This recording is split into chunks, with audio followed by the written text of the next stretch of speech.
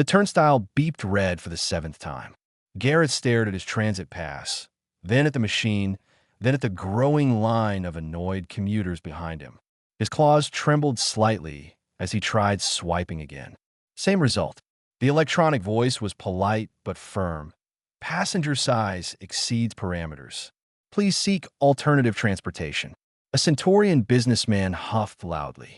Someone muttered about dragons always causing problems.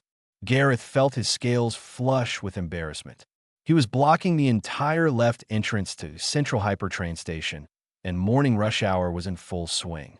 Dozens of species flowed around him like water around a rock, their briefcases and bags bumping against his flanks. He checked his phone. 27 minutes until his job interview. Flying across the city would take at least 3 hours, maybe 4 with the headwinds. His wings ached just thinking about it. The genetic disorder made every flight painful, like someone was twisting his shoulder joints backward. Plus, he would need an airspace permit, which cost half a week's salary. The Hypertrain would get him there in 30 minutes for 3 credits. Sir, you need to move. A security guard approached, hand on his comm device. You're creating a safety hazard. Gareth wanted to shrink into the floor. I have a valid pass. I paid for it yesterday. The pass is fine. You're not. The guard gestured at Gareth's body. He was roughly the size of a large horse, with deep bronze scales and wings folded tight against his back. Dragons aren't authorized for standard transit. There's a cargo maglev that runs twice daily if you need transport. That only goes to the industrial sector. I need to get to the financial district. Then you'll have to fly. The words hit Gareth like a physical blow. He had heard them his entire life. Dragons fly. That's what they do. That's what they're supposed to want. Except Gareth hated flying. He hated the isolation of it, the exhaustion, the way his wings screamed in agony after 20 minutes. He had moved to Meridian 75 years ago, specifically to escape the lonely mountain territories where his family lived. He wanted the hum of civilization, regular working hours, colleagues to talk to. He wanted normal. Is there a problem here? A new voice cut through the noise. A human woman in a transit authority uniform stepped between Gareth and the guard. Her name tag read Riley Chun, supervisor. She held a coffee cup in one hand and looked more curious than angry. The guard straightened. Just explaining policy, supervisor. Dragon passengers need special accommodation. Riley looked at Gareth, then at his transit pass, then at the turnstile. Did his pass scan properly? Well, yes, but then he paid his fare. She pulled out her supervisor override card. What's the actual problem? Gareth found his voice. The system says I'm too big, but I've been researching. The accessibility cars are designed for wounded soldiers and medical cases. They can handle my weight distribution. I just need someone to override the turnstile. Riley studied him for a long moment. Other passengers continued complaining. The guard shifted uncomfortably. Somewhere in the distance, a train announced its departure with a musical chime. You have somewhere important to be? Riley asked. Job interview. Medical supply warehouse across town. They're giving me a chance despite my flight limitations. If I'm late, he didn't finish the sentence. They both knew what happened to dragons who couldn't perform basic dragon functions. Society had very little patience for it. Riley made a decision. She swiped her card through the override panel. The turnstile turned green and beeped cheerfully. Go ahead. The security guard protested. Supervisor, this violates corporate policy. Standard humanoid dimensions only. It's in the safety manual. He bought a ticket. He gets to ride. Riley's voice carried authority that surprised even herself. I'll handle any complaints from corporate. Gareth stood frozen for a second, unable to believe what was happening. Riley gestured impatiently toward the platform. Your train leaves in 4 minutes. Move. He moved. His claws clicked on the tile floor as he hurried through the turnstile. Riley walked beside him, guiding him past the regular cars to the accessibility section near the back. A few passengers stared. One family moved to a different car entirely. Gareth tried to make himself smaller, which was impossible given his size.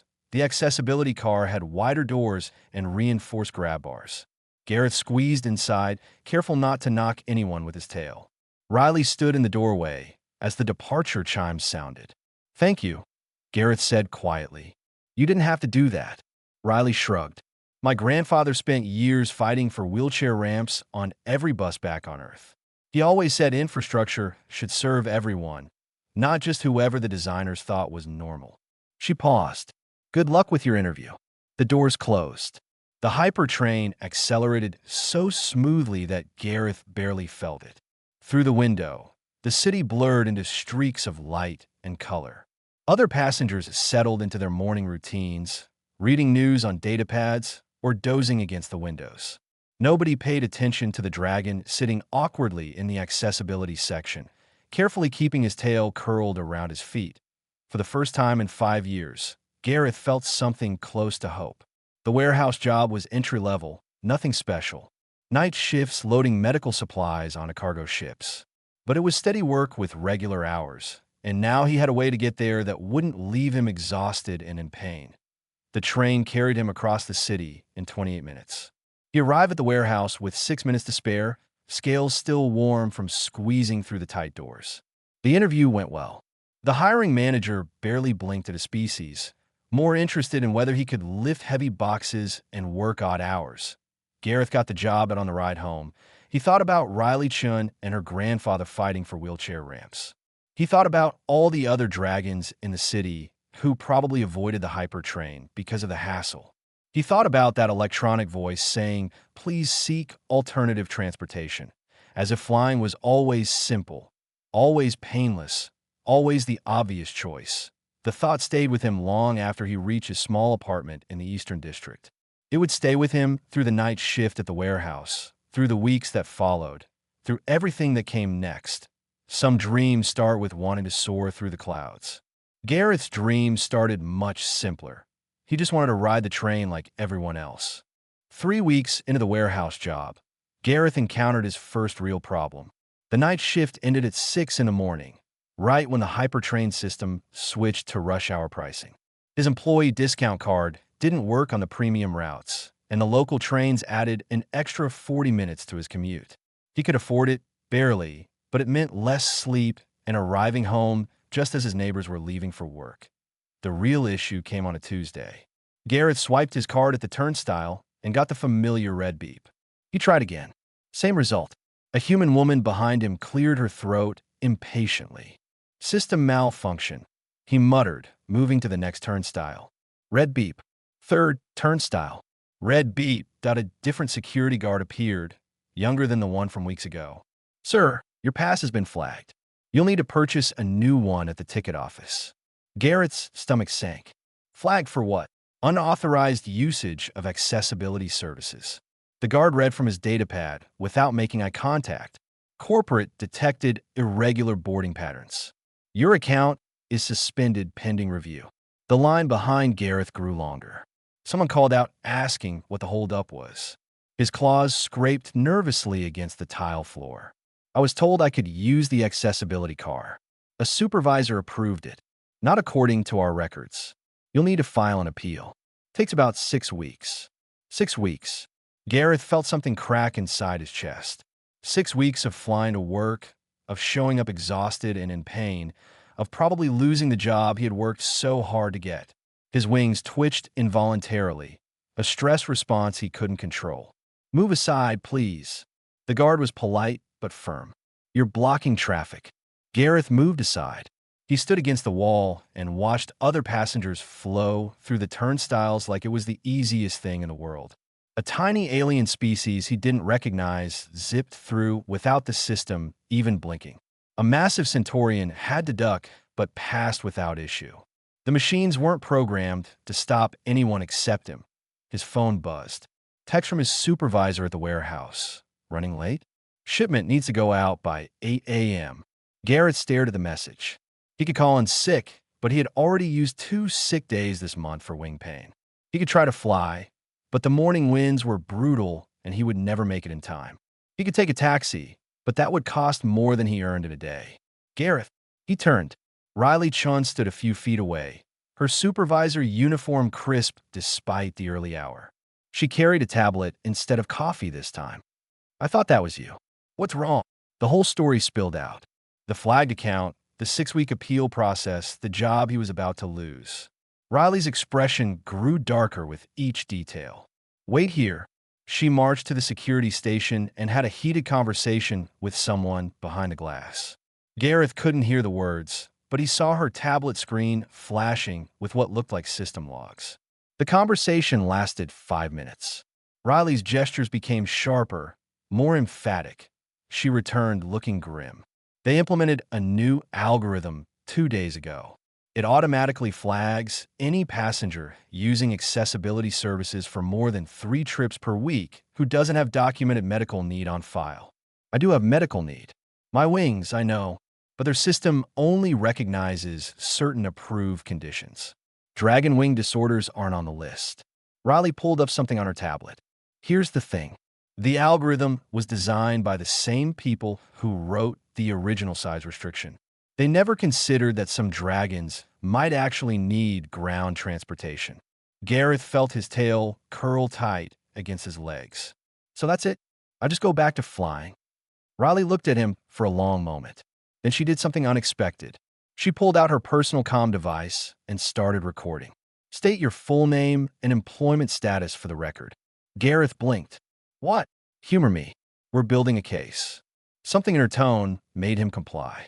He stated his name, his job at the medical supply warehouse, his wing condition, the pain that flying caused. Riley asked detailed questions about his daily commute, the cost difference between train and flying, the impact on his work performance. How many other dragons do you know who avoid public transit because of restrictions like this? Gareth thought about it. At least a dozen personally. Maybe more. There's a whole community of us who moved to the city but can't really access it. Riley nodded, still recording. And if the Hypertrain system was accessible to you, how would that change your life? Nobody had ever asked him that before. Gareth found himself talking about things he had barely admitted to himself. The isolation of flying everywhere alone. The exhaustion that made it hard to have friends or hobbies. The constant pain that colored every interaction. The feeling of being broken because he didn't fit what dragons were supposed to be. I just want normal things, he finished quietly. A job I can get to without agony. Time to maybe take a class or join a club. The ability to exist in the city I chose to live in. Riley stopped recording. I'm sending this to someone. A journalist friend who covers civil rights issues. And I'm filing a formal complaint with the Planetary Transit Board on your behalf. That could take months. I'll lose my job by then.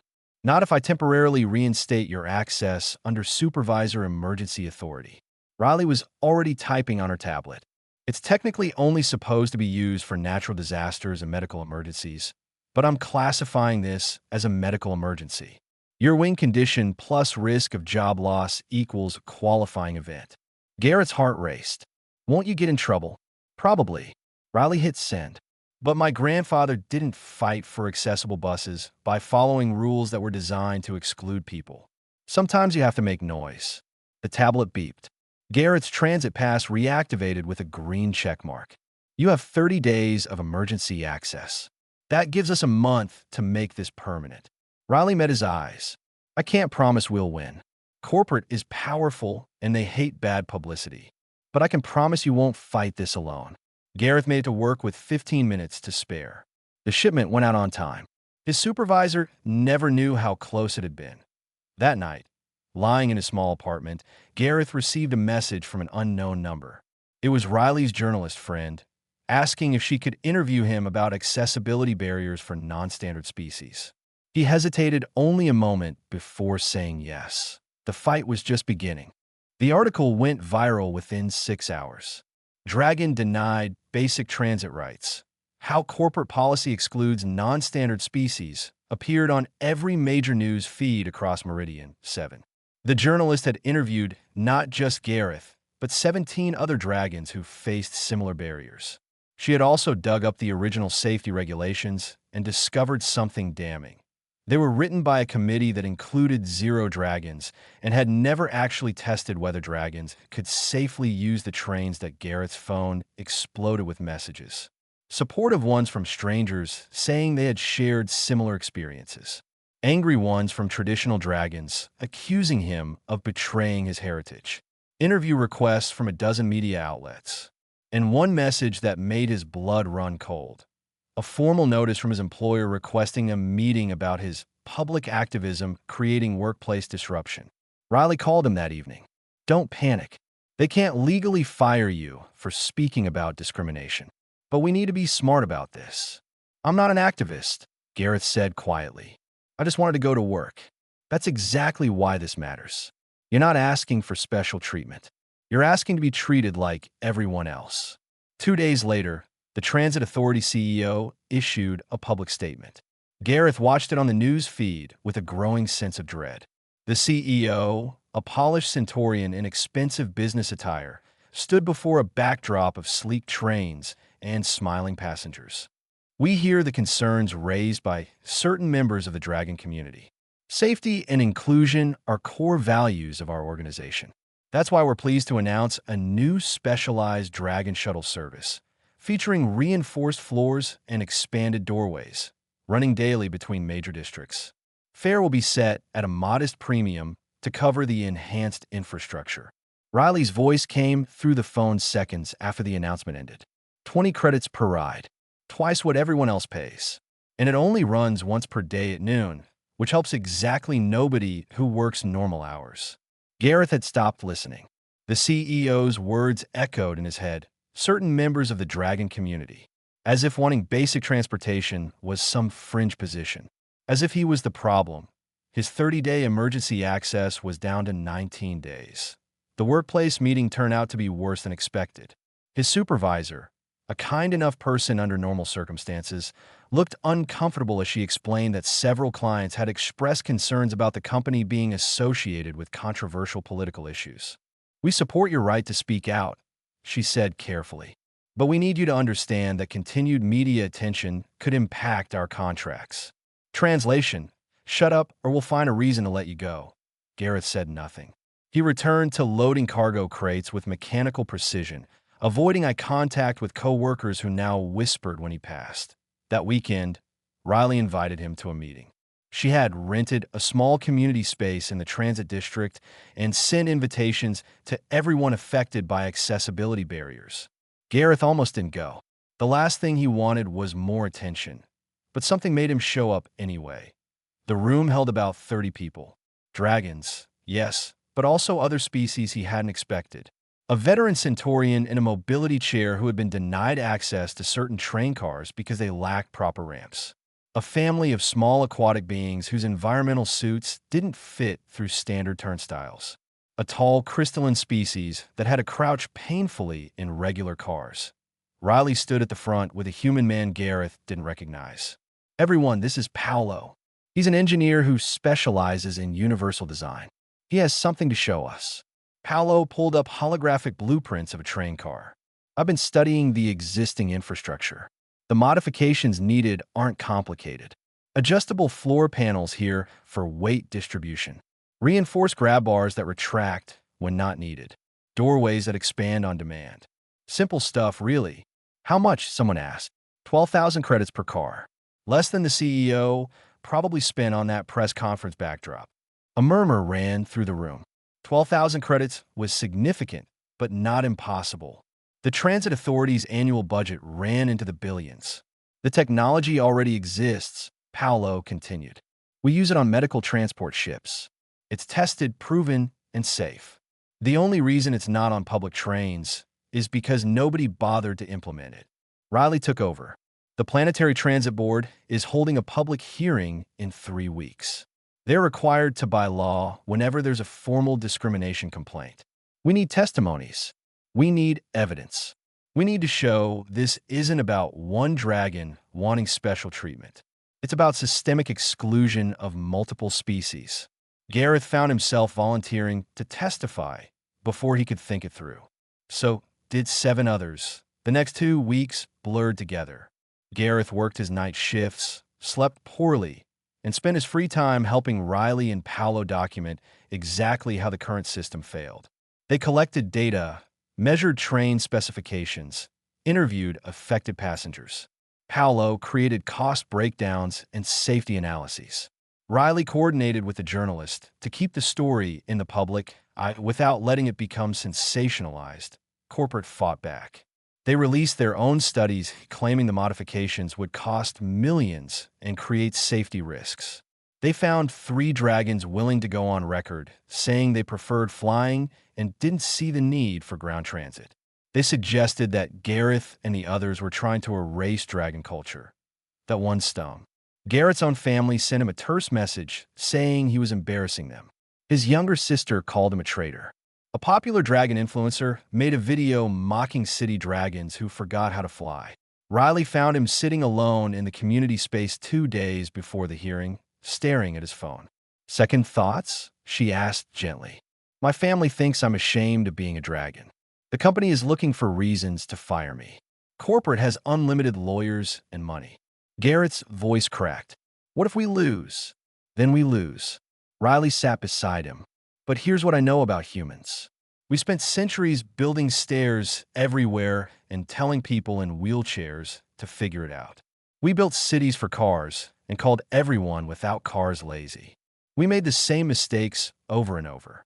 She paused. "But eventually we learned. Not because we're naturally good at inclusion, because people kept fighting until we had to listen." She showed him her phone. Messages from dozens of species across the planet expressing support. A petition with 50,000 signatures. 3 transit board members who had quietly reached out, saying they were sympathetic. "You're not alone in this, Gareth. That's what they want you to think." The hearing was in 48 hours. Garrett's emergency access expired in 3 days. Everything came down to what happened next. The hearing room was packed. Gareth had expected a formal board meeting with maybe a few observers, but the Planetary Transit Board had clearly underestimated public interest. Every seat was filled. People stood along the walls. News cameras lined the back. The air hummed with a dozen different languages as translation devices worked overtime. The 7 board members sat behind a raised platform, looking various shades of uncomfortable. The CEO occupied a table to the left with 4 lawyers. Riley, Paolo, and the testimonial volunteers sat to the right. Gareth tried to steady his breathing. The board chair, an elderly alien with silvery skin and too many eyes, called the session to order. Corporate presented first. Their lead lawyer was smooth and professional, walking the board through extensive documentation about safety concerns, structural limitations, and projected costs that somehow ballooned to 4 million credits per train car. "The specialized shuttle service demonstrates our commitment to inclusion," the lawyer concluded. "We've provided a solution tailored to dragon physiology. Forcing universal modifications would compromise safety for all passengers while serving a vocal minority who refuse reasonable accommodation." Garrett's claws dug into his palms. Reasonable accommodation. A shuttle that ran once daily at a time, when most people were at work, costing twice the normal fare. Paolo presented next.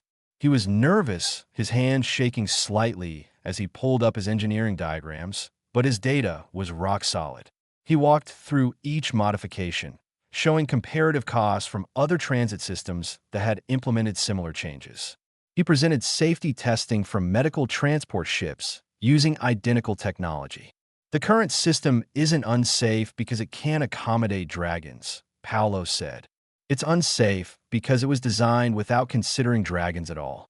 There's a difference between legitimate safety concerns and design exclusion." The CEO leaned over to whisper to his lawyers. One of them stood. "With respect to the engineer, medical transport ships operate under different conditions than public transit. The comparison is invalid." Paolo didn't back down. "The physics are identical. Weight distribution, structural stress, passenger safety protocols. The only difference is public transit companies never bothered to implement proven technology." The board members asked technical questions. Paolo answered each one methodically. Gareth watched the board chair's expression shift from skepticism to thoughtful consideration. Then came the testimonies. The Centaurian veteran spoke about being told his mobility chair was too wide for certain cars. The aquatic family explained how their environmental suits had been damaged 3 times trying to squeeze through standard turnstiles, repairs costing hundreds of credits each time. A young crystalline being testified about developing chronic pain from crouching in regular cars during their daily university commute. Gareth spoke last. He had prepared remarks, but found himself abandoning them. I moved to this city because I wanted community. I wanted to be part of something bigger than empty mountain territories where dragons are supposed to live alone guarding treasure nobody cares about anymore. His voice steadied. I have a genetic wing disorder. Flying hurts. But even if it didn't, why should that be my only option? Nobody tells humans they can't use trains because they have legs. Nobody tells Centaurians to just run everywhere because they're naturally fast. He saw several board members nodding. I'm not asking to be special. I'm asking to be normal, to go to work without pain, to maybe take evening classes, to exist in the city I live in. The specialized shuttle doesn't help me. It helps corporate avoid actually fixing the problem. The CEO's lawyer stood again. If I may address the board, the complainant's condition is unfortunate, but society cannot restructure itself for every individual medical issue. The dragon community has thrived for millennia using flight-based transportation. This appears to be more about personal preference than genuine need. Riley had been quiet until now. She stood, and Garrett saw something in her expression that reminded him of when she first overrode the turnstile. Point of clarification. I'm human, as the board can see. My species spent most of our history making exactly the argument corporate just made. She pulled up images on the display screen. This is Earth, mid-20th century. We built entire cities around cars and told everyone else to figure it out.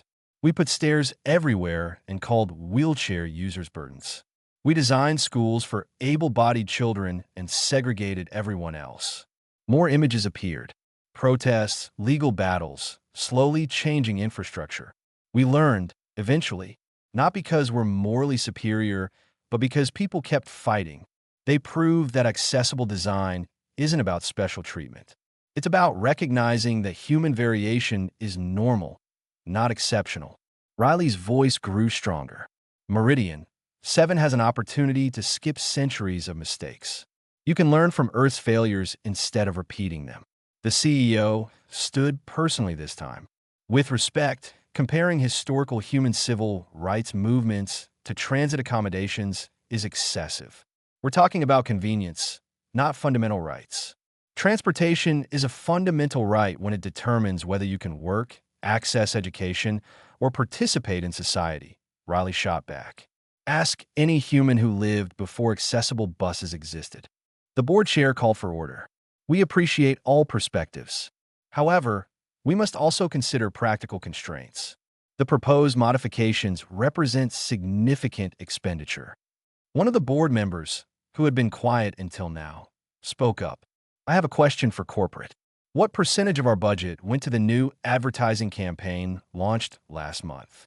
The CEO's lawyer checked his notes. Approximately 800,000 credits for the quarter, and Paolo's estimate for modifying 2 complete train lines.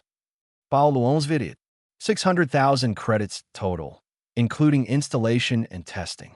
A heavy silence fell over the room. The board member continued. So we could spend more on advertising than on making our service actually accessible to all citizens. The CEO started to respond, but another board member cut him off. I'm also curious about projected revenue. Paolo, if these modifications were implemented, what's the potential ridership increase? Paolo pulled up more data. Based on surveys of currently excluded species, we estimate 30% ridership increase within the first year. That's not counting secondary benefits like increased development along train lines, reduced airspace congestion, and expanded workforce mobility. The board members began conferring among themselves. Gareth couldn't hear their whispered conversation, but he saw disagreement in their body language. 3 members seemed supportive, 2 opposed, 2 undecided. The chair called for a vote on implementing a pilot program. 2 train lines modified according to Paolo's specifications, 6-month trial period, full accessibility for all species. The vote was 4-3 in favor that Garrett's legs nearly gave out. Riley grabbed his shoulder to steady him. Paolo grinned, so wide his face looked ready to split.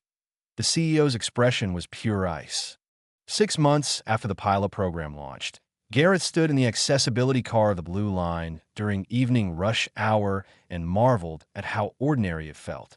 3 other dragons rode with him, none paying him any attention.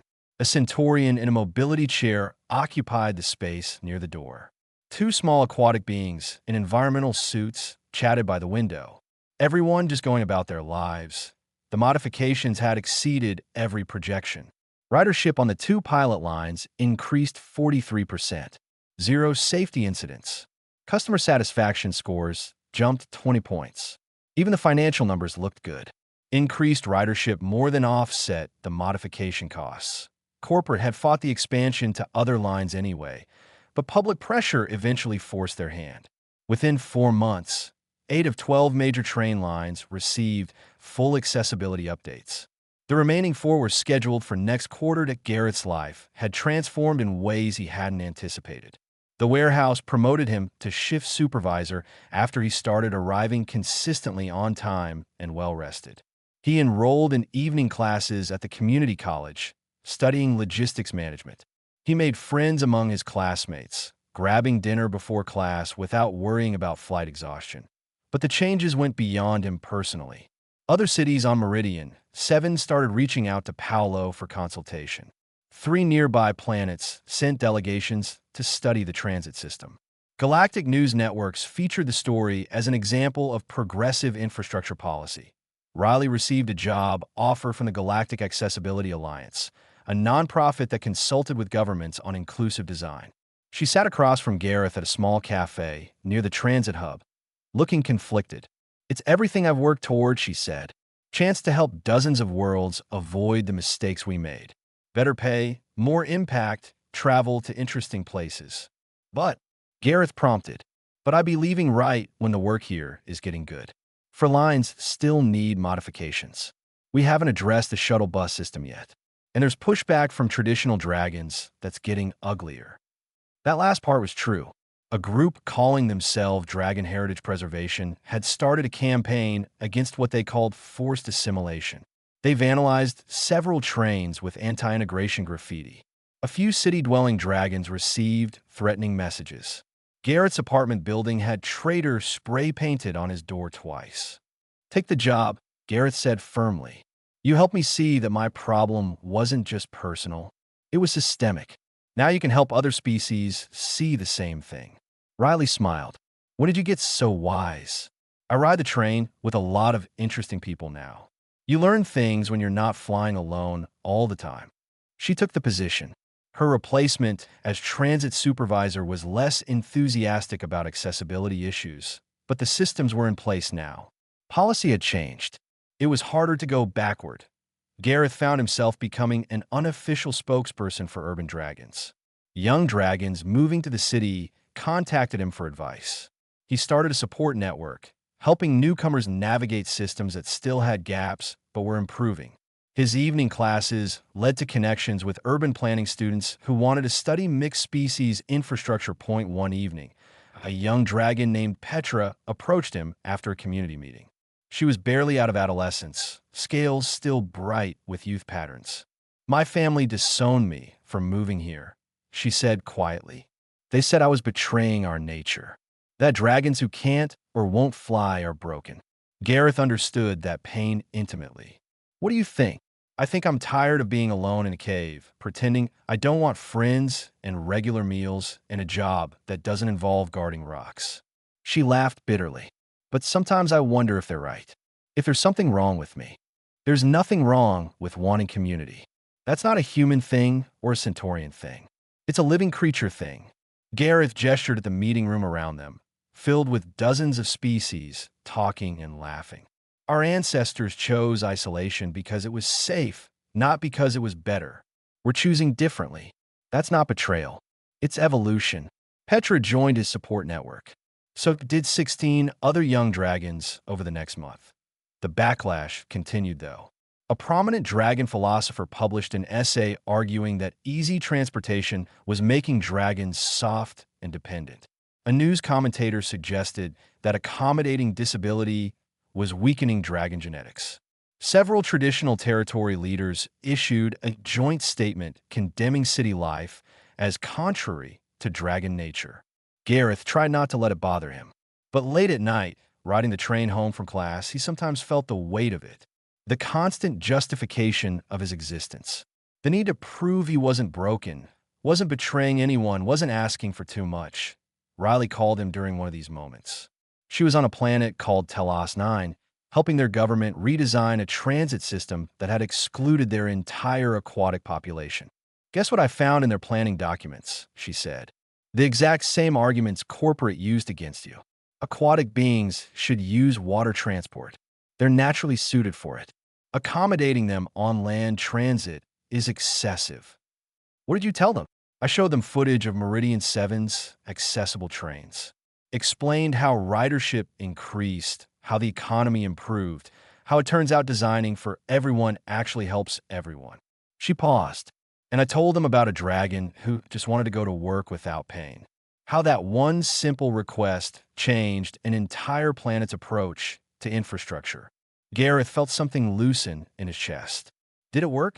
They're implementing modifications starting next month. Full accessibility across all transit modes. Riley's voice warmed. You started something bigger than you realize. Every species has members who don't fit the expected mold. You gave them all permission to ask for better. After they hung up, Gareth looked around the train car. The Centaurian in the mobility chair was reading. The aquatic beings were watching something on a shared screen. A crystalline being sat comfortably in a reinforced seat designed for their unique physiology. 3 dragons dozed in various corners. Nobody was special here. They were all just people going home, that's all he had ever wanted. And somehow, in getting it for himself, he had helped countless others get it too. The train carried him through the glittering city night, smooth and steady, toward a future that looked nothing like his ancestors' isolated mountains. He wouldn't have it any other way. 2 years after the hearing, Gareth accepted a position he never imagined existed. Regional Accessibility Coordinator for the Meridian 7 Transit Authority. The same organization that once flagged his account now paid him to ensure no one else faced similar barriers. His office overlooked the main transit hub. From his window, he watched hundreds of species flow through the station every hour.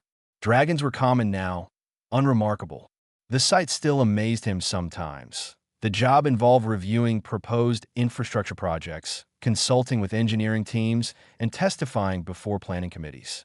He worked alongside Paolo, who had been hired as Chief Universal Design Officer. Together, they pushed for accessibility to be considered from the start rather than added as an afterthought. Not everyone was happy about it. The new CEO, while less openly hostile than his predecessor, still pushed back on costs. Traditional dragon groups continue their campaigns. Some species accused Gareth of forcing human values onto galactic culture. That last criticism stung in unexpected ways.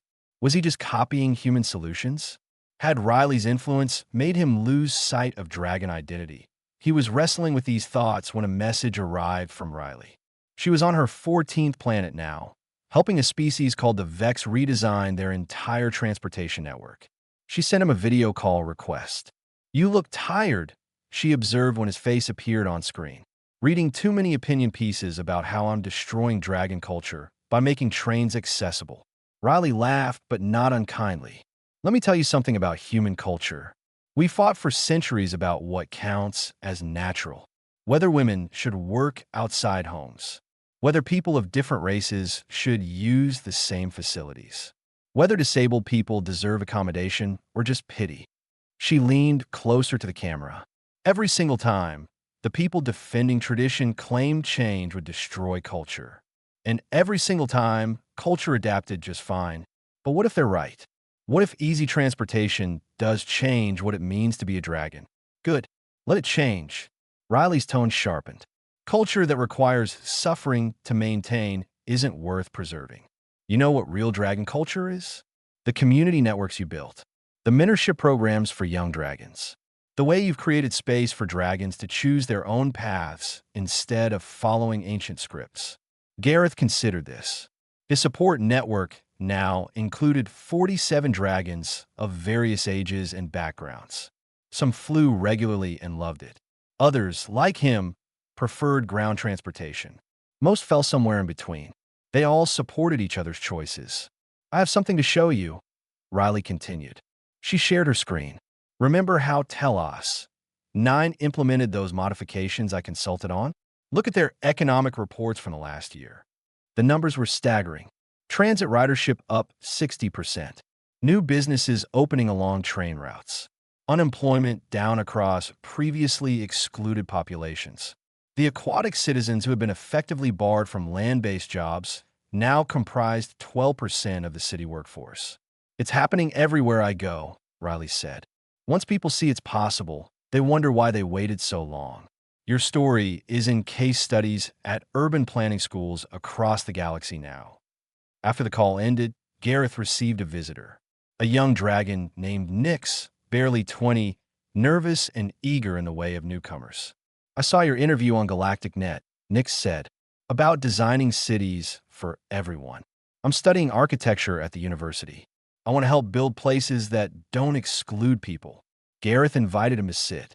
They talked for an hour about universal design principles, about the gap between theory and implementation, about the resistance Nyx would face from professors who thought accessibility was a specialized field rather than basic competence. My family says I'm wasting my potential, Nyx admitted. That dragons should design grand structures meant to last millennia, not worry about ramps and doorway widths. Why can't we do both? Gareth asked. Why can't grand structures also be accessible? The most impressive human monuments on Earth aren't just beautiful. They're spaces where everyone can gather. Nyx left looking thoughtful. Gareth added his name to the mentorship list. That evening, Gareth rode the blue line home as usual. It was crowded with the dinner rush. He stood near the door, one claw wrapped around a grab bar designed to support his weight, and observed his fellow passengers. A small dragon child pressed her face against the window, watching the city blur past. Her parent looked exhausted, but content. Probably heading home after work and school pickup, Gareth guessed. A decade ago, that parent would have been flying with a child clinging to their back, both arriving home tired and stressed. An elderly Centaurian dozed in a seat designed for their proportions. 3 aquatic beings laughed at something on a shared screen. A crystalline person read a book in a reinforced seat. Ordinary. Unremarkable. Normal. Gareth thought about his family in the Scorch Valleys. They had stopped speaking to him entirely after he took the transit job. His sister sent one final message. You've forgotten what you are. But he hadn't forgotten. He had just expanded the definition. Being a dragon didn't require suffering. It didn't require isolation. It didn't require performing behaviors that cause pain just because ancestors did the same. Culture could evolve. Heritage could adapt. The train pulled into a station. Gareth stepped onto the platform with a dozen other passengers. Above them, evening flights crisscrossed the sky, dragons who chose that path. Below, trains carried those who chose differently. Both options available. Both valid. A teenager approached him hesitantly. Excuse me. Are you Gareth? The dragon from the transit hearings? He nodded. I'm starting my first job next week. My family wanted me to fly, but I have anxiety about heights. Your story made me realize I didn't have to. She smiled shyly. I just wanted to say thank you for making space for dragons like us. After she left, Gareth continued home through streets busy with evening activity. Cafes and shops that stayed open late catered to workers with various schedules. Mixed species neighborhoods thrived because everyone could access the same infrastructure. This was the future, not the lonely mountains his ancestors knew, not the segregated systems of old Meridian 7. Something new, built on the simple idea that everyone deserved access to their own city. Gareth never dreamed of flying. He dreamed of belonging. And somehow, that small dream had helped build a world where belonging was possible for everyone.